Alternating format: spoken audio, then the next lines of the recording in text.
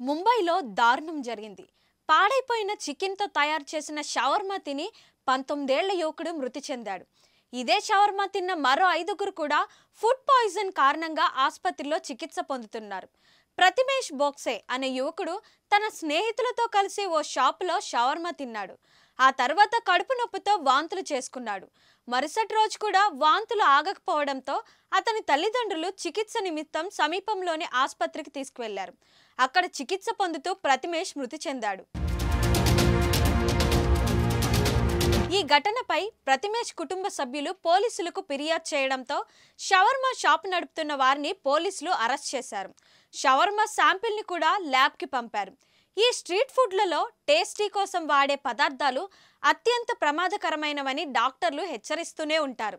అయినా మనం పెడచెవిని పెడుతూనే ఉంటాం. సమస్యలను కొని తెచ్చుకుంటూనే ఉంటాం. గతంలో కూడా గోరేగావ్లో చికెన్ షవర్మా తిన్న 12 మంది ఫుడ్ పాయిజన్తో ఆసుపత్రి పాలయ్యారు. కేరళలో ఇలాంటి ఘటనలు చాలానే జరిగాయి. కాబట్టి స్ట్రీట్ ఫుడ్ తినేటప్పుడు చాలా జాగ్రత్తగా ఉండాలని వైద్యులు చెబుతున్నారు.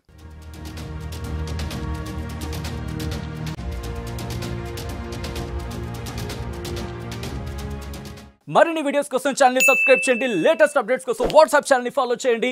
అండ్ లింక్ డిస్క్రిప్షన్ లో ఉంది.